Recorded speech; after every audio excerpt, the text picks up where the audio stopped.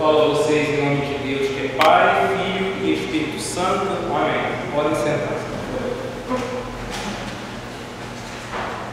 Na última quinta-feira, nós recordamos como que a ascensão de nosso Senhor Jesus Cristo guarda uma grande importância como fechamento de mais uma missão, mais um ciclo da revelação de Deus, mais um momento de realização por parte dos discípulos de que o mistério divino era muito maior do que eles tinham capacidade de compreender.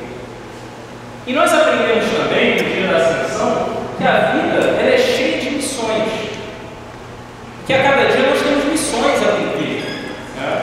Nós não vivemos em estado vegetativo, nós temos atividades dia após dia. Podem ser missões muito simples, né? Como fazer compras no supermercado, ou tomar café da manhã, ligar para algum parente. Mas também há missões mais difíceis, missões, né, que envolvem desafio, como, né, defender uma tese de doutorado, cuidar de um parente doente, terminar uma pintura, compor uma obra, escrever um livro. Mas todos nós temos missões, sejam as mais corriqueiras, como tomar café da manhã, até as mais complexas, como passar no concurso público. A vida é cheia de missões. Viver é uma missão. E Jesus veio ao mundo com várias missões. Ele veio ao mundo, né, como Filho de Deus, Deus de Deus, como a gente confessa cada domingo, e ele assumiu a nossa condição humana, ele viveu como nós, até aquele momento crucial, né, aquele momento de cruz, em que ele expirou ali na cruz, por nós, pela nossa salvação. Essa missão de Jesus foi a missão de partilhar da dor da humanidade. Ele veio entre nós, ele viveu como um de nós, para partilhar das nossas dores, saber o que é ser humano, o que é essa coisa, né, de sentir, né, sofrimento, traição, dor física, fraqueza, fome, sede, né, todas as necessidades. Então essa foi uma missão em que Deus partilhou da humanidade. Ele se tornou um ser humano, em solidariedade a nós. Mas não foi só essa missão que Jesus falou, que Jesus veio para fazer, como a gente conversou na quinta-feira, mais longamente. Ele também teve uma missão de ressurreição. Ele não morreu simplesmente, ele venceu a morte. Por quê? Para nos abrir o caminho para que nós também pudéssemos vencer a morte, o caminho da vida eterna. E ainda tinha mais uma missão que era necessária, aquela missão de ele se mostrar ressuscitado, né? Ele mostrar aquele povo: olha, peguem em mim, eu estou aqui entre vocês, eu voltei na morte.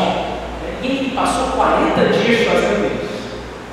Era uma missão de animar aquela comunidade de fé, animar no sentido mais estrito da palavra, né? Preencher a alma, né? Dar esperança, dar vida àquela comunidade de fé, para que eles não tivessem medo da morte, para que eles tivessem fé em alguma coisa mais além. Era a revelação de Jesus Cristo. E ele ficou entre eles por 40 dias.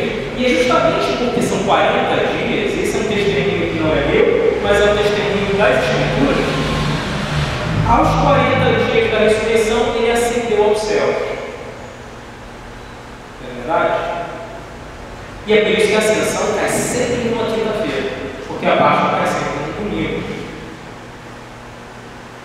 A ascensão também é uma missão. Nós já conversamos sobre isso para quem estava aqui na quinta-feira. E nós conversamos também que a visão mais tradicional da ascensão, talvez não tanto tão tradicional, mas a visão, né, mais pré-moderna, como a gente poderia dizer, da ascensão, é aquela das pinturas, né, em que Cristo está no meio das nuvens, ele sobe, você vê o pezinho de Cristo, né, tem até histórias de São Tomé, essa já é uma história da tradição. Ele foi o último a chegar, tentou puxar, né, o símbolo de Jesus Cristo. E é uma tradição que está inclusive nos nossos hinos. Esse hino aqui que a gente cantou na entrada, composto por um dos irmãos Wesley, né, o Charles Wesley, ele apresenta essa visão, né, do Cristo, né, tentando subir as nuvens e a gente vendo, né, desaparecer. Mas o importante da ascensão é a gente pensar com essa visão, né, um pouco pré-moderna,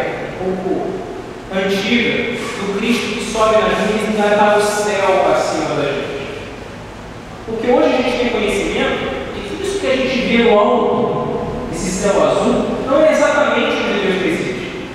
A ascensão, então, envolve o Cristo que começa a defeitar e some nas nuvens, né? Espero que tenham sido nuvens bonitas, tá? E não nuvens escuras de chuva, mas nuvens. Não é exatamente isso.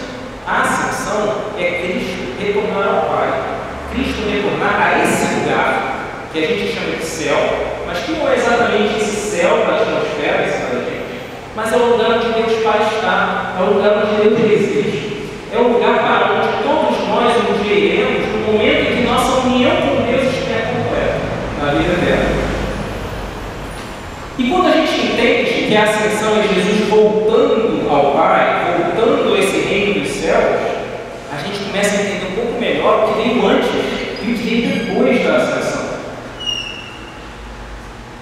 Assim, faz mais sentido entender que a ascensão, ela fala, na verdade, de um novo relacionamento entre Jesus e Deus Pai.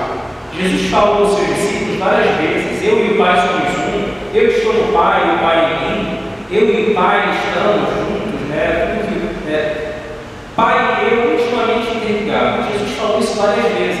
Os discípulos não entendiam o que é essa coisa de Jesus estar no Pai e o Pai está em Jesus. Como é que funciona isso? A própria teologia levou um bocado de tempo para entender essas coisas. Mas a ascensão é justamente isso. Jesus retorna da onde ele veio, que é para perto do Pai.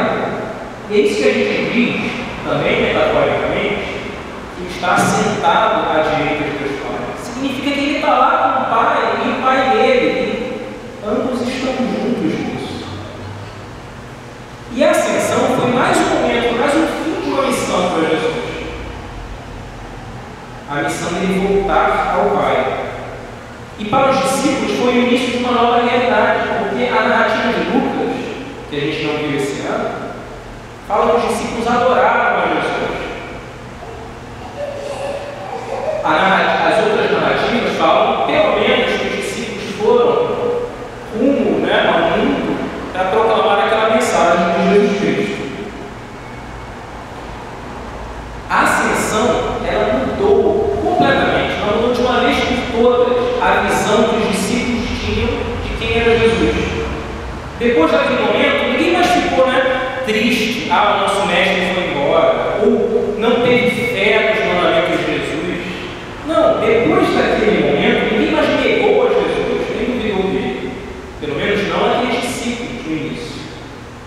Aqueles que até então, por qualquer coisinha, negaram a Jesus, alguns anos depois estariam morrendo, martirizados pela fé em Jesus Cristo. E a ascensão é exatamente esse momento que marca essa mudança de fé deles, de uma fé infantil para uma fé mais adulta. Jesus voltou a ser uma realidade junto do Pai. Jesus estava no Pai e o Pai estava em Jesus. Deus, para nós, seres humanos, que ficamos aqui, por enquanto, não era mais essa realidade, daquele Deus distante, lá no céu, lá longe. Não. Deus era companheiro. Deus se mostrou como alguém que partilhava da nossa existência, das nossas dores. Um Deus que se deixa tocar. Um Deus próximo a nós.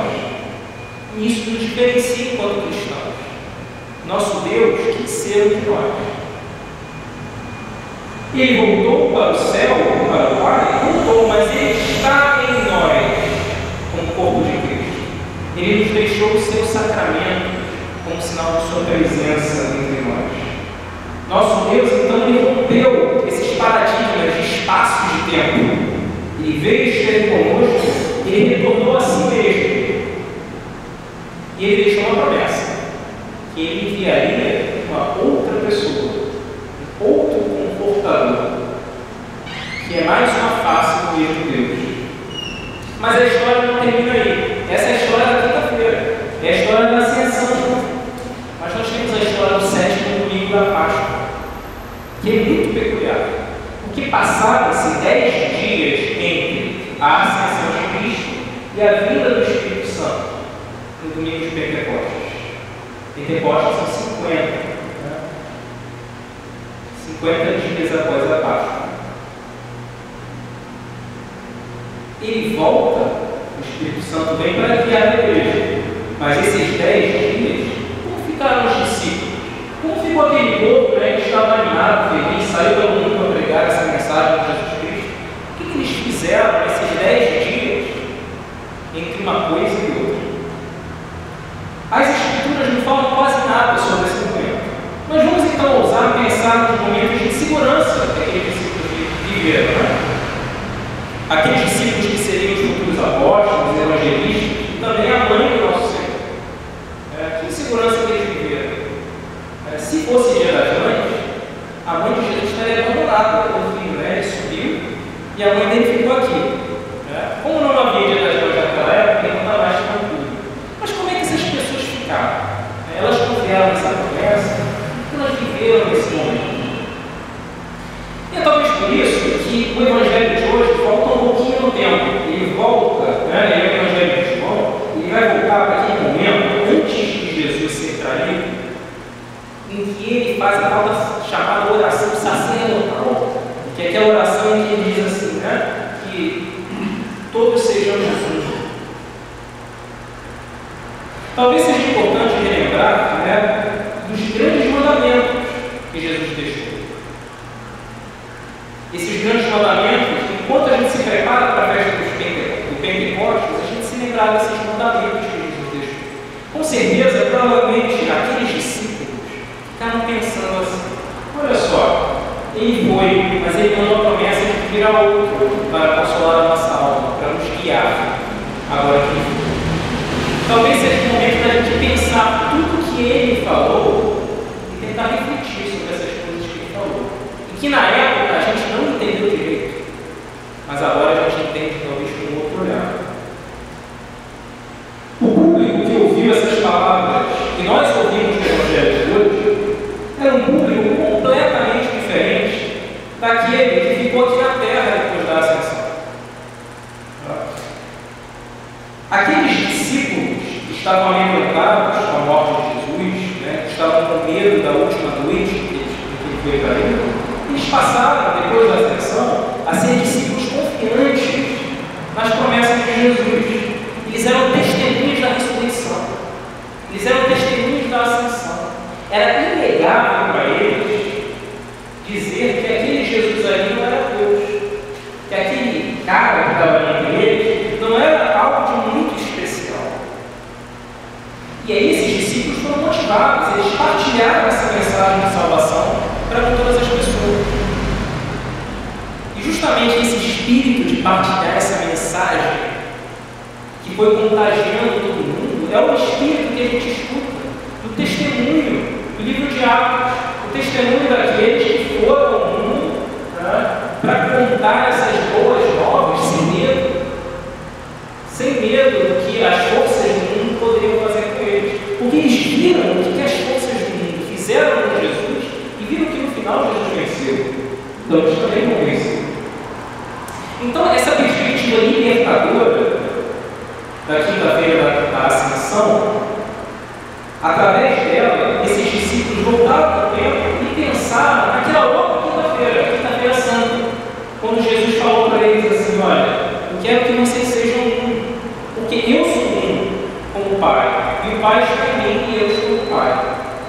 E eles pensaram nessa mensagem, que algumas quintas-feiras passadas eles tinham ouvido, mas não tinham entendido por completo. E aí esses discípulos entenderam, né, que Jesus e o Pai eram um, que eram da mesma substância, e que mandaria um outro que estava por vir nos próximos dias.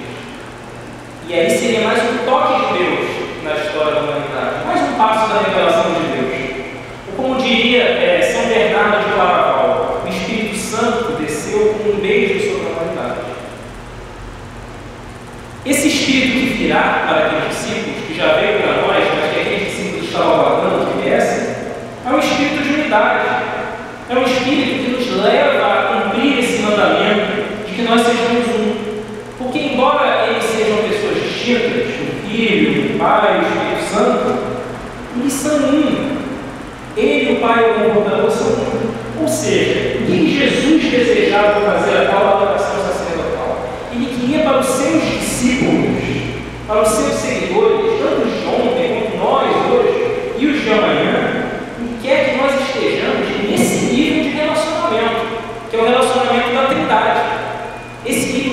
está no outro e o outro está naquele. A tal ponto que nós, enquanto corpo de Cristo, não sejamos diferentes, nós sejamos somente um. Muitas pessoas, mas em comunhão, em plena unidade. Eu não vou ser ingênuo de achar que a igreja está perto desse ideal.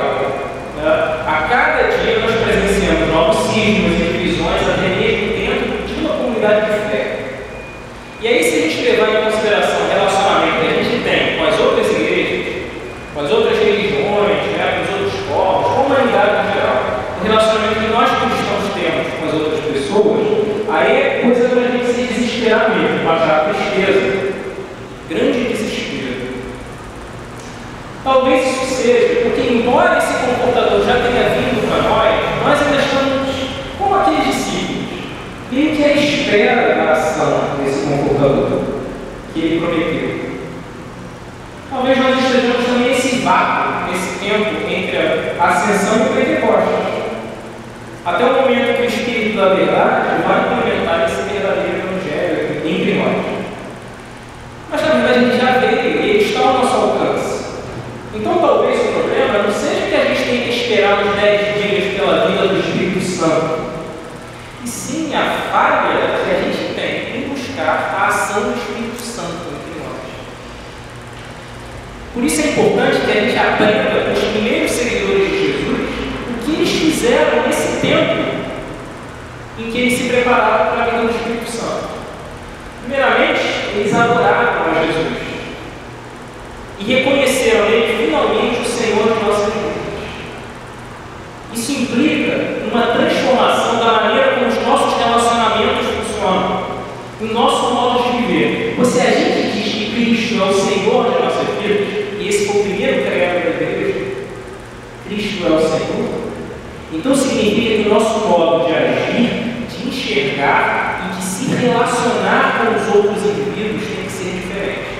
Tem que ser um modo permeado pelo viver cristão.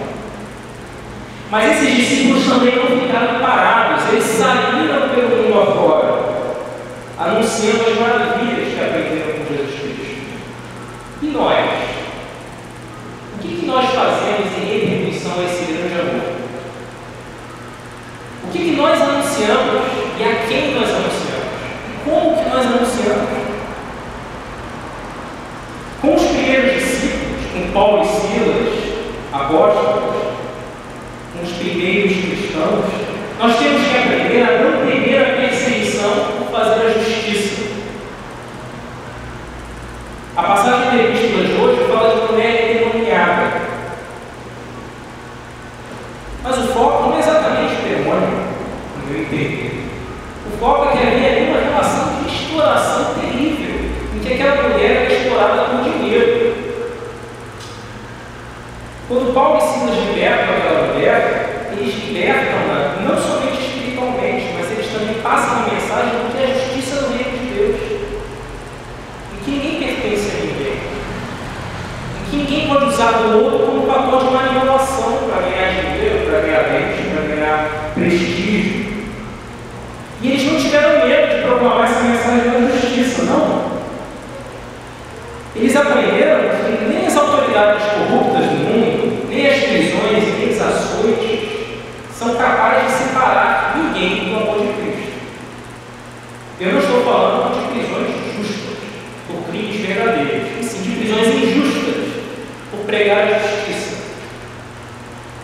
morte, martírio e perseguição, por falar da justiça de Deus. Aqueles discípulos não temiam a ação do Espírito Santo. E eles seguiam adiante, proclamando essa mensagem. E como hoje é dia das mães, a gente não pode deixar de falar que entre esses primeiros discípulos estava a mãe do nosso Senhor, aguardando ali na sala do Pentecostes, mas também entre os discípulos, entre seus seguidores, em todos aqueles momentos.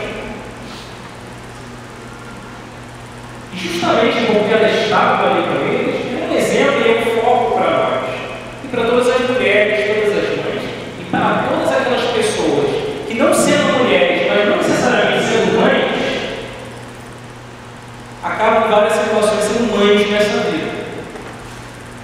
Seja no amparo de um amigo, de um parente, de um afilhado, seja no amparo de uma causa especial.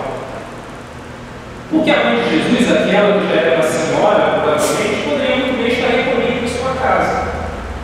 Com tantas pessoas que não, já estou velho, eu vou ficar no meu lar.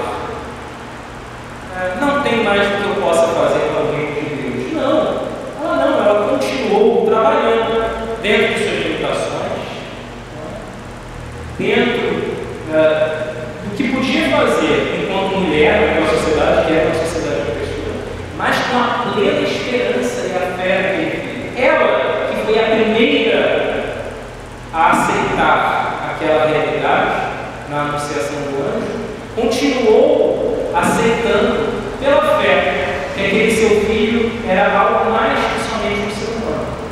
E ela continuou como discípula. E é um grande exemplo para nós, para todos nós nos dias de hoje. Essa verdadeira unidade que Jesus prega, ela virá no momento em que nós buscarmos ser mais como Jesus. Aí sim a gente deixa o Espírito Santo agir para a gente. E só assim que a igreja vai poder, em uma só voz, clamar ao Cristo para que Ele venha implementar sua justiça, em definitivo, na construção do reino.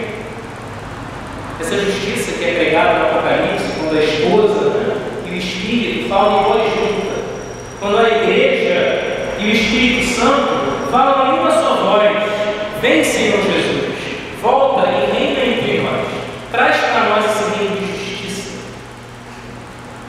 O Espírito e a igreja dizem: vem. Aquele que escuta isso também diz: vem. Quem estiver com sede, que vem. E quem quiser, que receba de